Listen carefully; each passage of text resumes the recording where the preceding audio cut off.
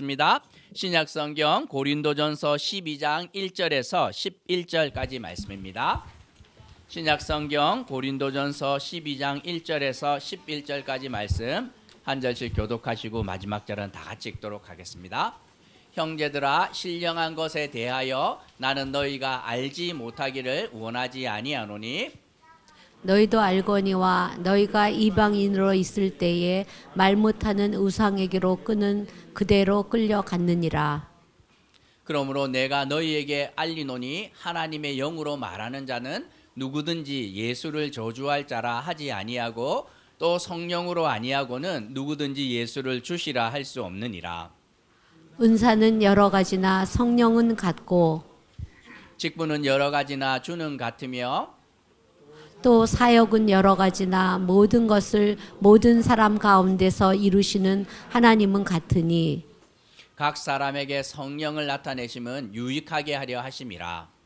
어떤 사람에게는 성령으로 말미암아 지혜의 말씀을, 어떤 사람에게는 같은 성령을 따라 지식의 말씀을, 다른 사람에게는 같은 성령으로 믿음을, 어떤 사람에게는 한 성령으로 병 고치는 은사를, 어떤 사람에게는 능력 행함을, 어떤 사람에게는 예언함을, 어떤 사람에게는 영들 분별함을, 다른 사람에게는 각종 방언 말함을, 어떤 사람에게는 방언을 통역함을 주시나니 함께 읽겠습니다. 이 모든 일은 같은 한 성령이 행하사 그의 뜻대로 각 사람에게 나누어 주시는 것이니라. 아멘. 우리가 예배하는 이 날을 이렇게 일요일이라 부르지만 교회는 이 날을 또 주일이라고 부릅니다. 왜 그러하냐면 예수님이 부활하신 주님의 날이라는 뜻입니다. 그리고 이 주일을 우리는 또 안식일이라고도 부릅니다. 이 날은 하나님을 위해서 우리가 뭘 해드리는 날이 아니라 하나님 안에서 하나님께서 주시는 안식을 누리는 날이기 때문입니다. 그러니 제일 불쌍한 사람이 있다면 안식일에 교회에 와서 영혼의 안식을 누리지 못하는 사람이 가장 불쌍한 사람 가운데 하나일 것입니다. 주일에 교회에 왔다가 집으로 돌아가면 몸이 많이 피곤하지요. 저도 많이 피곤합니다. 하지만 영혼은 그렇지 않아야 합니다. 예배하면서 안식하고 회복도 경험하고 또 한 주를 살아갈 수 있는 새로운 힘을 얻기도 하고 거기다 성도만이 누릴 수 있는 교제로 인해서 참 좋았다 하는 여운이 집에 갔을 때 남아야 정상입니다. 우리가 매주 안식일에 하나님을 예배하는 이유는 세상에서 누릴 수 없는 그 안식을 누리기 위함 아니겠습니까? 예수님은 우리가 지난 한 주 또 어떻게 살아가는지 누구보다 잘 알고 계십니다. 수고하고 무거운 짐진 자들아 다 내게로 오라. 내가 너희를 쉬게 하리라. 이렇게 말씀합니다. 주님은 우리가 살아가는 세상살이가 얼마나 힘든지 알고 그 세상살이 가운데 안식을 누릴 수 없기 때문에 초청하고 있습니다. 나에게로 와야만 안식을 누릴 수 있다. 내가 너희에게 안식을 줄 수 있다 하고 약속합니다. 우리가 계속 살펴보고 있는 고린도 교인들은 너무 아쉽지만 누구보다 열심히 하나님을 예배하고 열심히 모였음에도 불구하고 하나님께서 주시는 안식과는 거리가 멀어도 너무 멀었습니다. 오늘 본문을 통해 그 이유가 무엇인지 함께 묵상하며 교훈을 얻으려고 합니다. 바울은 1절을 시작을 하며 나는 너희가 알지 못하기를 원하지 아니하노니 3절에서는 내가 너희에게 알리노니 이렇게 말합니다. 어렵게 말하지만 이거를 조금 너희가 좀 알았으면 좋겠다 하는 강조를 하고 있습니다. 왜 그러하냐면 몰라서 생기는 문제가 있었기 때문입니다. 그러면 고린도 교인들이 무엇을 잘 몰랐다는 말입니까? 1절에서 신령한 것에 대하여서 고린도 교회는 오해하고 있었고 바울은 이 문제를 바로잡기 원했습니다. 2절을 보면 고린도 교인들은 우상 숭배에 너무나 익숙한 사람들이었습니다. 특별히 나쁜 것이 아니라 우리나라도 마찬가지였습니다. 과학이 발달하기 전에 미신들이 너무 많지 않았습니까? 전염병이 돌면 손 씻는 거 잘하고 상수도 하수도만 분리해도 전염병이 확 줄어들 텐데 그렇게 하지 않고 무당을 불러다가 구슬하기도 하고 비가 오지 않으면 물을 모으거나 뭘 해야 될 텐데 그냥 기후제를 드리는 것 아주 일상적으로 우리가 살았습니다. 고린도 사람들도 마찬가지였는데 고린도라는 도시에 그 그리스 로마의 신들 가운데 대표적인 신전들이 여러 개 있었습니다. 대표적으로 이렇게 바카스, 그 술의 신인 디오니소스 있었고, 예언의 신인 아폴로가 있었고, 거기다 치유의 신이었던 아스클레피오스의 신전이 고린도 안에는 이렇게 있었고, 수많은 사람들이 거기 갑니다. 고린도 사람들이 살아가다가 신의 지혜가 필요하면 아폴로 신전을 찾아갔고, 나에게 좀 기쁨이 부족하다 하면 바카스 찾아갑니다. 디오니소스 찾아가고, 병이 들었다 하면 아스클레피오스를 찾아가는 것이 그들에게는 상식적인 삶이었습니다.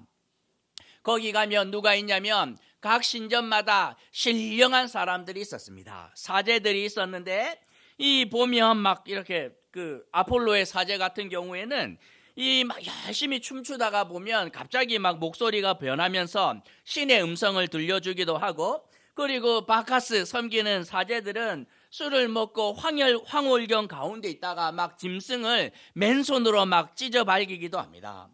아스클레피오스 같은 경우에는 좀 이렇게 차분하였는데 가면 물어봅니다. 사제가 어디가 아프냐 하면 뭐 손이 아프다 하면 손 모양의 이 인형 같은 것을 가져다 주면 거기서 하루를 같이 지냅니다. 자고 일어나면 이 사제가 알려주는 거죠. 이렇게 하면 병이 낫는다 하면 이제 사람들이 이렇게 또 그런가 싶어서 옵니다. 고린도 안에 있었던 사람들은 평생을 이렇게 살아온 사람들입니다. 그런데 교회에 오니 어떻게 됩니까? 이 모든 것이 한 번에 해결됩니다. 따로 다른 필요가 없어요. 원스톱 서비스입니다. 지혜가 필요할 때도 교회에 오면 그냥 하나님께서 지혜를 주시고, 기쁨이 필요할 때도 주님께서 주시고, 병 고침을 원할 때도 하나님께 기도하면 모든 것이 해결되었습니다. 그리고 교회에 와 보니 신전을 섬기는 것과 뭔가 좀 비슷한 것 같아요. 8절에서 교회 안에 어떤 사람들에게는 특별히 지혜의 말씀과 지식의 말씀이 있었는데, 하나님의 말씀을 잘 연구하는 사람과 그 말씀을 잘 전달하는 사람이 있었으니, 이 계시의 신 아폴로 사제가 주는 그 신탁과 뭐 좀 비슷해 보입니다. 교회 안에 막 지혜자가 있는데, 이 장로님 찾아가면 말씀을 잘 연구해서 뭐 이렇게 말씀을 전해주는데 막 쪽집게처럼 내 삶에 꼭꼭 맞는데 참 신비롭다. 9절에서 교회 안에 기도하면서 병을 고치는 분들이 계셨던 것 같은데, 이분은 치유의 신 아스클레피오스의 사제와 좀 비슷해 보입니다. 그리고 10절을 보면 교회 안에서 막 능력이 나타나고, 누군가는 예언을 하고 방언을 말하고 그 방언을 통역하는데 마치 술의 신 디오니소스 앞에서 제사할 때 나타나는 황열군과 좀 비슷해 보입니다. 그러니 고린도 교회에 처음 온 사람들은 교회나 세상이나 뭐 약간 달라 보이긴 하지만 많은 부분 비슷하다 하는 생각을 가지고 있었습니다. 그러면 고린도 교회 안에 이런 모습이 잘못되었습니까? 절대로 그렇지 않습니다. 11절에서 그의 뜻대로, 하나님의 뜻대로 각 사람에게 필요를 따라 하나님께서 선물로 주신 것이 그 은사라고 말씀하고 있습니다. 하나님께서 보시기에 이제 개척교회하고 교회의 영적인 필요가 많이 필요하고, 그들이 와서 하나님께 간구하기 때문에 하나님께서 성령 하나님을 통해서 각 사람에게 많은 그 은사, 곧 하나님의 선물을 나눠주십니다. 어떤 사람은 하나님의 말씀을 너무 알고 싶은데 아무리 묵상해도 이 말씀을 이해할 수가 없어요. 신대원 가면 그런 전도사님들 계십니다. 말씀을 막 읽는데 이해가 안 되니까 그러면 뭐 주석이나 이런 거 보면 될 텐데 나는 그거 안 본다. 하나님께서 직접 가르쳐 주시지 않으면 나는 뭐 그런 방식으로 나는 하나님의 말씀 가오가 있지 그거 못한다 하고 성경책 들고 산꼭대기에 올라갑니다. 한 구절 해결 안 되면 안 내려온다 하고 올라가요. 그러면 계시의 말씀을 받아서 옵니다. 그래서 하나님께서 묵상하는데 가르쳐 주셨다는 거예요. 그리고 풀어주는데 얼마나 기막히게 참 그 말씀을 해석하는지 하나님의 선물인 거지요. 고린도 교회 안에는 그런 지식의 말씀과 지혜의 말씀으로 하나님께서 응답하여 주십니다. 어떤 가정은 질병으로 고통을 받는데 매일 교회에 나와서 눈물로 기도하고 목숨을 거니 하나님께서 응답해 주시면서 그 병을 고쳐주십니다. 너무 감사하고 기뻤는데 비슷한 병을 앓고 있는 같이 기도하는 이렇게 이웃을 보면서 마음이 아픈 거예요. 그러면서 다시 나와서 내 병은 해결되었지만 이 형제 자매의 병을 보면서 기도합니다. 하나님, 제 병을 고쳐준 것처럼 이 형제 자매의 병도 고쳐주면 안 되겠습니까? 하고 간절히 기도했더니 이 기도를 통하여 다른 사람의 병이 낫는 치유의 은사가 나타나요. 어떤 사람은 기도를 통해 하나님과 깊은 교제를 하고 싶었는데 깊은 기도의 자리 가운데로 들어갈 수 없자 하나님께서 어느 순간 방언을 통하여서 기도하도록 하셨고, 그런데 내가 기도하지만 무슨 뜻인지 잘 몰라서 답답해하자 또 다른 사람을 통해서 그 방언의 뜻을 통역하도록 하는 그런 은혜들을 주십니다. 이렇게 고린도 교회 안에는 다양한 사람들에게 다양한 영적 필요가 있었고, 하나님께서는 그 필요를 따라 이 성령의 은사를 하나씩 주십니다. 여기까지 아무 문제가 없었고, 오히려 이 은사로 인해 교회 안에는 은혜가 막 넘쳐나기 시작을 하였는데, 그런데 어느 순간 하나님께서 선물로 주신 은사, 곧 신령한 것에 대한 오해가 고린도 안에 점점 퍼져갔고, 결국 교회 안에 안식이 사라지면서 이렇게 막 엉터리가 되는 일이 일어납니다. 은사가 없는 사람들의 특징이 무엇입니까? 은사가 있는 사람들을 보면 부러운 거예요. 부러운 거예요. 지 말씀의 지혜와 그 지식의 말씀 이런 거 갖고 있는데 없는 사람들이 보면 참 부럽습니다. 아니, 저 권사님, 장로님은 말씀을 그냥 읽기만 하면 한 번에 그냥 말씀을 척척 해석해 내는데 나는 아무리 봐도 이게 이해가 안 되는데 하는데 보면 너무 부러운 거죠. 그러니 그런 막 칭찬을 합니다. 어떻게 권사님 그럴 수가 있습니까? 하면서 막 부러워하자 그게 한두 번이지 100번 들으면 어떻게 됩니까? 어깨가 으쓱으쓱 하는 거죠. 나는 하나님 앞에서 특별한 사람인가? 내가 특별해서 그 은사를 받았나? 이런 생각이 막 듭니다. 그리고 어린 성도들이 와서 막 비교를 합니다. 그 집사님은 병 고치는 은사가 있는데 나는 그거보다는 방언 은사가 더 좋더라. 옆에서 이야기를 합니까? 나는 그거보다 예언이 훨씬 더 좋더라. 어느 순간 교회 안에서 하나님께로부터 받은 은사를 서로 비교하고 경쟁하기 시작을 하면서 하나님의 은사로 인해 교회가 무질서하는 일이 일어납니다. 이 우상을 섬기는 자제들 사이에서 일어났던 일과 똑같은 일이 교회에서 일어나지요. 계시의 신 아폴로 이를 섬기던 사제들은 그 술의 신 바카스 섬기는 사제들을 보면서 정말 하찮게 여깁니다. 맨날 술 먹고 노는 것 말고는 할 수 있는 것이 없더냐? 아니, 지혜로 모든 것을 분별해야지 맨날 술만 먹고 이러고 있으면 아스클레피어스 섬기던 사제들이 와서 한마디 합니다. 열심히 신탁만 받으면 뭐하냐? 사람도 못 고치는 것들이 하면서 그냥 각자의 이렇게 능력을 가지고 비교하고 내가 우등하다, 너희가 열등하다 하면서 끊임없이 싸웁니다. 그리고 이 사제들은 오직 자신들의 노력으로 신과 교통할 수 있는 길을 만들었기 때문에 이 은사는 나만 가지고 있고 내가 독점하고 있고 어느 누구에게도 나누어 줄 수 없는 능력이기 때문에 끊임없이 자신을 드러내며 살았습니다. 바울이 고린도 교회를 처음 세웠을 때 이런 일이 없었지만 시간이 지나면서 교회 안에 하나님의 선물인 은사 때문에 교회가 어려움을 겪게 됩니다.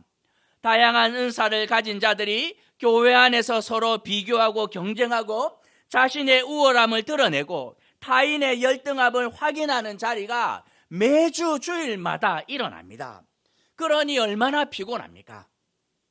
우리는 저기 성악 전공하는 형제 하나 들어와서 주변에 계신 분들이 귀호강하고 있지요. 그렇죠? 너무 감사합니다.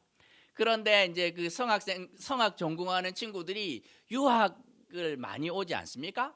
이태리 같은 데 가면 그 한인교회는 성악 전공 안 한 사람들이 없을 정도예요.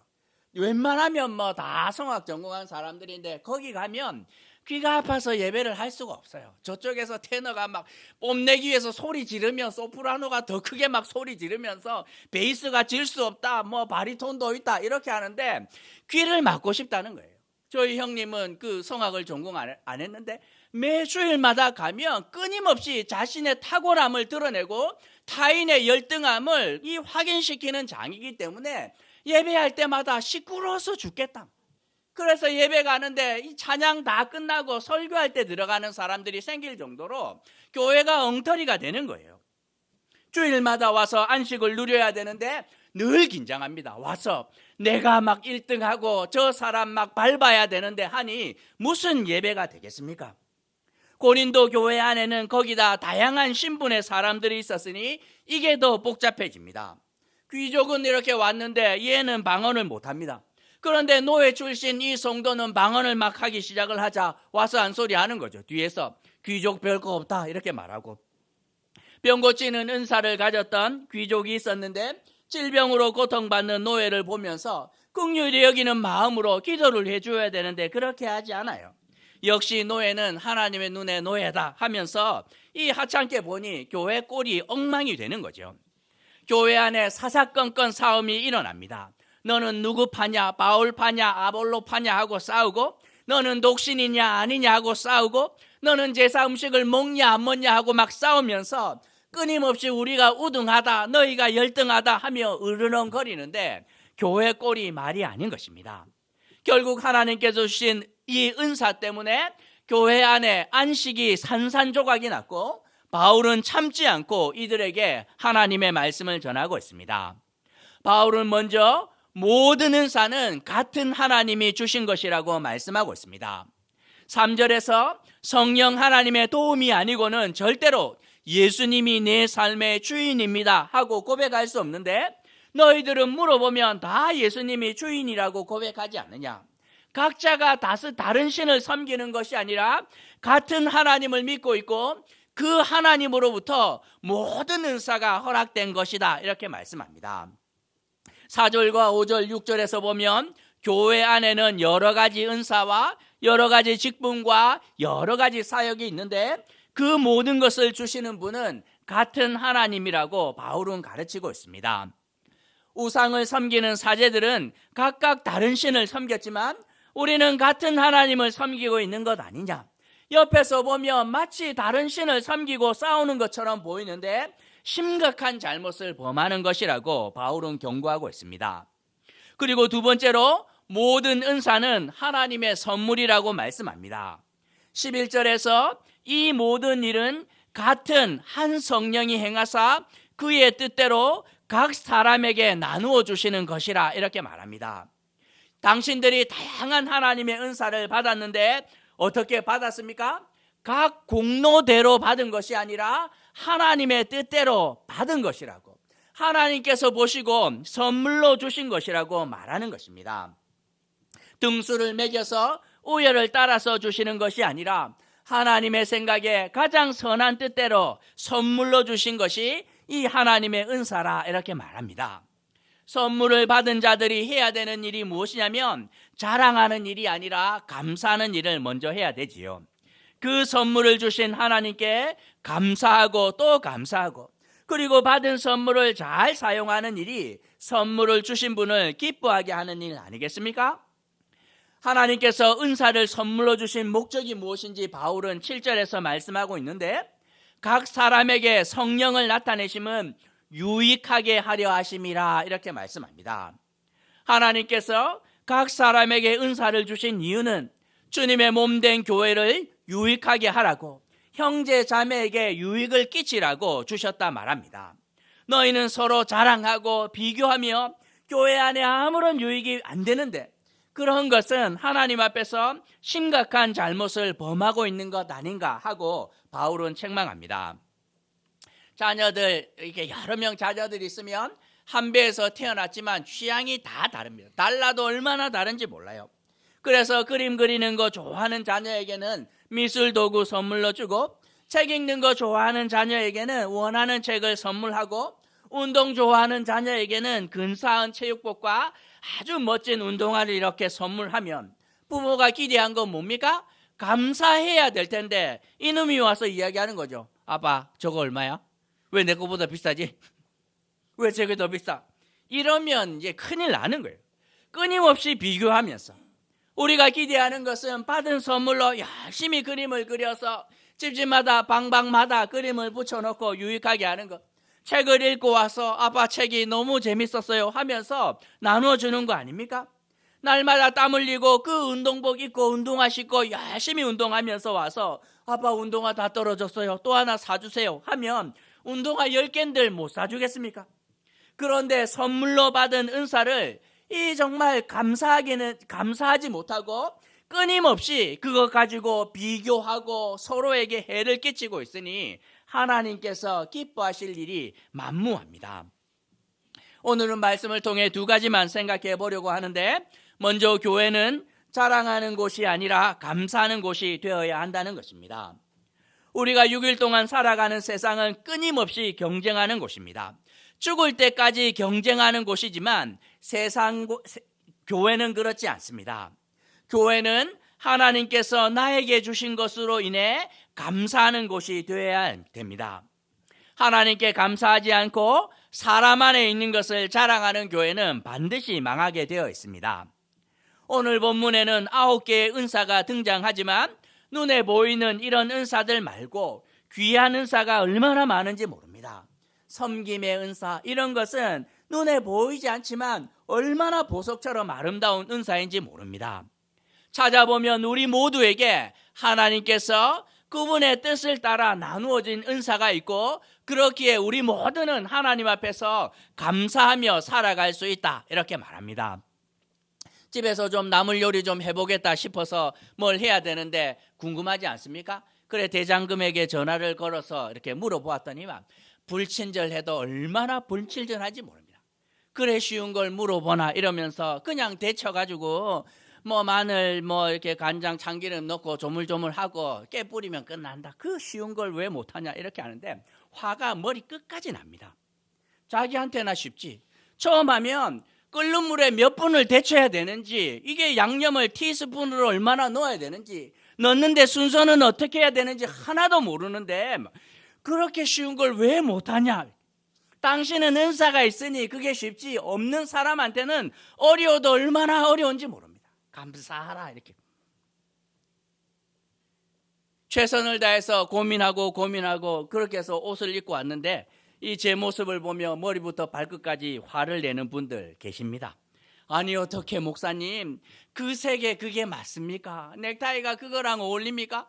구두와 양말과 머리 스타일이 그거는 아닌 것 같은데 하면서 막 속에서 부글부글 하시는 분들 계십니다. 우리 김모 윤숙 집사님 그러지 않습니까? 보면 막 타고난 패션 피플의 안목이 있기 때문에 그렇지 우리는 뭘 어떻게 맞춰야 되는지 몰라요.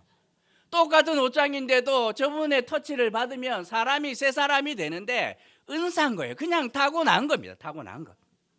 내가 손만 대면 화분 다 죽지만 어느 분 손에 들어가면 죽었던 식물들 다 살아나는데 감사하셔야 됩니다. 아무리 성악 레슨 받아도 못 들어줄 소리 내는 분들 얼마나 많은지 몰라요. 학원 열심히 다녀도 음정 박자 도무지 맞지 않는데 어떤 분은 그냥 숨 쉬듯 노래하는데 기가 막힌 분들, 운동도 공부도 타고난 외모도 다 마찬가지예요. 나의 노력이 아니라 전공을 했기 때문이 아니라 그냥 하나님께서 그 사람에게 가장 적합한 선물을 주신 것입니다. 그러니 어떻게 하면 되나요? 자랑하는 것 하지 않고 감사하면서 살아가는 일들 하셔야 되는 거죠. 나는 있는데 왜 없나 이렇게 하지 않고 하나님께서 나에게 주신 것 주님 너무 감사합니다 하면서 평생에 자랑하지 않고 감사함을 삶을 살아가야 한다, 성경은 말씀합니다. 두 번째로 생각할 것은 교회는 그 선물로 받은 은사를 통해 서로를 유익하게 하는 곳이라는 사실입니다.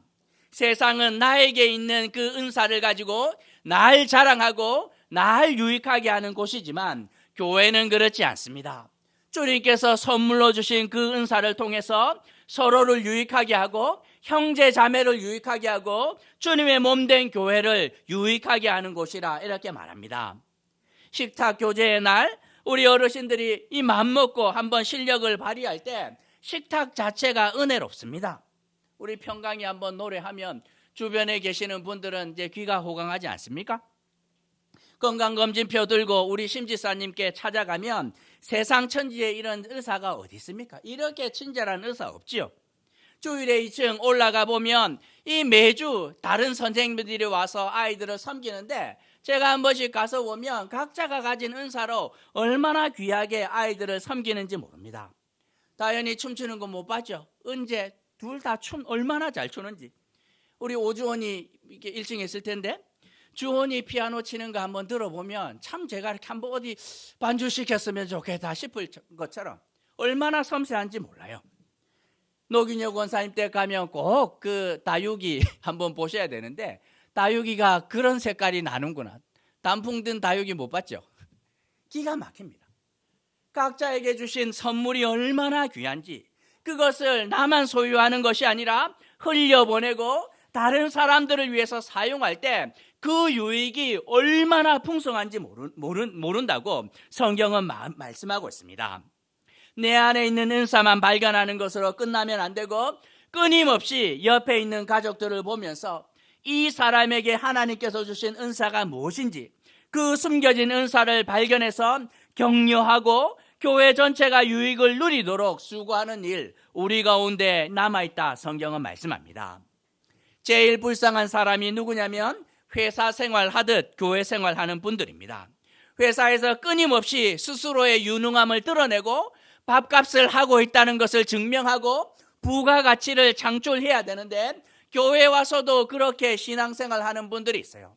사람들 앞에서 특별히 직분자들 앞에서 목사님 앞에서 나의 유능함을 드러내고 나는 밥값을 하고 있다 이렇게 막 이거를 드러내려고 하니 교회에 와서 그렇게 하다가 탈진해서 돌아갈 때가 많습니다. 그런 거 안 해도 됩니다. 교회는 그런 곳이 아니에요. 하나님께서 우리 존재 자체로 존귀하게 여기는 곳이기 때문에 하나님 안에서 안식할 수 있고 주님께서 주신 그 은사를 다른 사람들의 유익을 통하여서 온전히 흘려보낼 수 있다고. 그리고 그것을 통하여 하나님 앞에서 감사하는 삶을 살아갈 수 있는 것이 교회라고 말씀하고 있습니다. 우리 교회는 참으로 다양한 분들이 많아서 너무너무 감사합니다. 서로를 비교하는데 시간을 허비하지 않고 나에게 허락된 것에 감사하고 서로의 유익을 위해 나에게 선물로 허락된 이 은사를 온전히 사용하는 일에 여러분이 수고하면 됩니다. 형제 자매들의 허물이 드러날 때 어떻게 하면 되나요?